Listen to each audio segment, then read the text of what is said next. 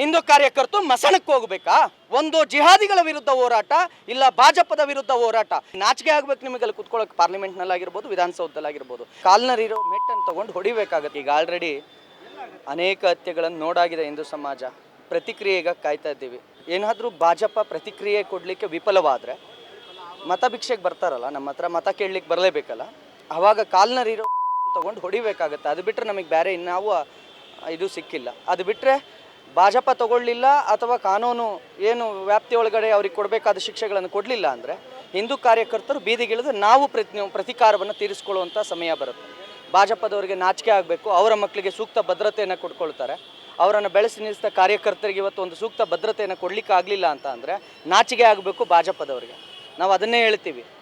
ನಿಮಗೋಸ್ಕರ ನಿಮ್ಮ ಕಾರ್ಯಕರ್ತರು 500 ರೂಪಾಯಿ ದುಡ್ಡಿಗೆ ಎಣ್ಣೆಗೋ ಅಥವಾ ಬಿರಿಯಾನಿಗೋ ಬಂದು ಕಾರ್ಯಕರ್ತರಲ್ಲ. ನಾವು ನಮ್ಮ ಕೈಯಿಂದ 500 ರೂಪಾಯಿ ಪೆಟ್ರೋಲ್ ಹಾಕಿಸಿ ನಮ್ಮ ಬೈಕ್ ಎತ್ಕೊಂಡು ಮನೇಲಿ ಅಪ್ಪ ಅಮ್ಮ ಬೈದರೂ ಕೂಡ ಇಲ್ಲ ನನಗೆ ನನ್ನ ರಾಷ್ಟ್ರ ಚಿಂತನೆ ಬೇಕು, ಇಲ್ಲ ನನಗೆ ನನ್ನ ದೇಶ ಉಳಿಬೇಕು, ನನ್ನ ದೇಶ ವಿಶ್ವಗುರು ಆಗಬೇಕು ಅನ್ನೋ ಕಾರಣಕ್ಕೆ ನನ್ನ ಮನೆ ನಾನು ಸ್ವಂತ ದುಡ್ದು ಬೆವರ್ಸರಿಸಿ ದುಡ್ದ ಹಣವನ್ನು ತೊಗೊಂಡು ಬಂದು ನಾನು ಬಂದು ನಿಮ್ಮನ್ನು ಇವತ್ತು ಅಲ್ಲಿ ಕೂರಿಸಿರೋದು.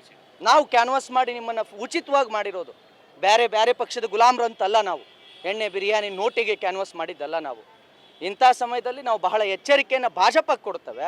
ನೀವು ಉಳಿಬೇಕು ಅಂತ ಅಂದರೆ, ಮುಂದೆ ನೀವು ಮತ್ತೆ ಇಲ್ಲಿ ಉಳ್ಕೋಬೇಕು, ನಿಮ್ಮ ಮಕ್ಕಳಿಗಿರೋ ಭದ್ರತೆ ಮುಂದುವರಿಬೇಕು ಅಂದರೆ, ನಿಮ್ಮ ಮಕ್ಕಳು ಬೀದಿ ಹೆಣ ಜಿಹಾದಿಗಳ ಕೈಯಿಂದ ಆಗಬಾರ್ದು ಅಂದರೆ ಕಾರ್ಯಕರ್ತರು ಉಳಿಬೇಕು. ಬೇರುಗಳು, ನೀವು ಮರ ಮೇಲೆ ತುಂಬ ಚೆನ್ನಾಗಿ ಬೆಳೆದಿರ್ಬೋದು, ನಿಮ್ಮ ಬೇರುಗಳು ಕಾರ್ಯಕರ್ತರ ರಕ್ಷಣೆ ಮಾಡ್ಕೊಳ್ಳೋಕ್ಕಾಗಲಿಲ್ಲ ಅಂದರೆ, ಹಿಂದೂಗಳನ್ನು ರಕ್ಷಣೆ ಮಾಡೋಕ್ಕಾಗಲಿಲ್ಲ ಅಂದಮೇಲೆ ಏನು ಕೂತ್ಕೊಳ್ತೀರಾ? ಅಲ್ಲಿ ನಾಚಿಕೆ ಆಗಬೇಕು ನಿಮಗೆಲ್ಲ ಕೂತ್ಕೊಳ್ಳೋಕೆ. ಪಾರ್ಲಿಮೆಂಟ್ನಲ್ಲಿ ಆಗಿರ್ಬೋದು, ವಿಧಾನಸೌಧದಲ್ಲಿ ಆಗಿರ್ಬೋದು. ರಾಜೀನಾಮೆ ಕೊಟ್ಟು ಆಚೆಗೆ ಬನ್ನಿ. ರೇಣುಕಾಚಾರ್ಯ ಅವರು ಹೇಳ್ತಾರೆ ರಾಜೀನಾಮೆ ಕೊಡ್ತೀನಿ ಅಂತ. ಕೊಡಿ, ಬಾಯಿ ಮಾತಲ್ಲಿ ಹೇಳೋದಲ್ಲ, ಕೊಡಿ. ಯತ್ನಾಳ್ ಅವರೇ ಬರೀ ಬಾಯಿ ಮಾತಿನಲ್ಲಿ ಹೇಳೋದಲ್ಲ, ಕೊಡಿ ನೀವು ಒಂದ್ಸಲ ರಾಜೀನಾಮೆಯನ್ನು. ಅಂಗೀಕಾರ ಆಗಲಿಲ್ಲ ಅಂತಂದ್ರೆ ಅವ್ರು ಯಾರು ಮಾಡ್ಲಿಕ್ಕೆ? ನೀವು ಕೊಟ್ಟು ಬರ್ತಾಯಿರಿ, ಹೋಗಬೇಡಿ ನೀವು ಯಾವುದಕ್ಕೂ. ಸಿ ಟಿ ರವಿ ಅವರು ನೀವು ಬನ್ನಿರಿ ಆಚೆಗೆ. ನೀವೆಲ್ಲ ಹಿಂದುತ್ವವಾದಿಗಳು. ನಾವು ನಿಮ್ಮ ಮಾತನ್ನು ಕೇಳಿ, ಪ್ರತಾಪ್ ಸಿಂಹ ಅವ್ರ ಮಾತು ಕೇಳಿ ತಾನೇ ಬೆತ್ತಲ ಜಗತ್ತನ್ನು ಓದಿ ತಾನೇ BJPಗೆ ನೀವೆಲ್ಲ ಸೇರ್ಕೊಂಡಾಗ ನಾವು ಬಂದಿದ್ದು ಯೂತ್ಸು ನಿಮ್ಮಿಂದೆ. ಮತ್ತು ನೀವು ನಮಗೆ ಕೊಡೋಕ್ಕಾಗಲಿಲ್ಲ ನ್ಯಾಯ ಅಂದಮೇಲೆ, ನಮ್ಮ ಕಾರ್ಯಕರ್ತರು ರಕ್ಷಣೆ ಮಾಡೋಕ್ಕಾಗಲಿಲ್ಲ ಅಂದರೆ ಆಚೆಗೆ ಬನ್ನಿ. ನಮ್ಮನ್ನು ಯಾಕೆ ನಿಮ್ಮ ಜೊತೆ ನಮ್ಮನ್ನು ಬಲಿ ತಗೊಳ್ತೀರಾ? ನಾಚಿಕೆ ಆಗಬೇಕು. ಇವತ್ತು ನಮಗೆ ಯಾವ ದಾರಿನೂ ಉಳಿದಿಲ್ಲ. ಒಂದು ಜಿಹಾದಿಗಳ ವಿರುದ್ಧ ಹೋರಾಟ, ಇಲ್ಲ ಭಾಜಪದ ವಿರುದ್ಧ ಹೋರಾಟ. ಹಿಂದೂ ಕಾರ್ಯಕರ್ತರು ಯಾವುದ್ರ ವಿರುದ್ಧ ಹೋರಾಟ ಮಾಡಬೇಕು ಅನ್ನೋದನ್ನ ಭಾಜಪ ನಿರ್ಧರಿಸಬೇಕು ಅಂತ ಹೇಳಲಿಕ್ಕೆ ಇಷ್ಟಪಡ್ತೇನೆ. ನಿಮ್ಮ ಮನೆ ಮಕ್ಕಳು ಮಾತ್ರ ಮೋಜು ಮಸ್ತಿ ಮಾಡ್ಕೊಂಡಿರ್ಬೇಕು, ಹಿಂದೂ ಕಾರ್ಯಕರ್ತರು ಮಸಣಕ್ಕೆ ಹೋಗ್ಬೇಕಾ? ನಾವು ಮಸಣ ಸೇರಬೇಕು ಕಾರ್ಯಕರ್ತರು.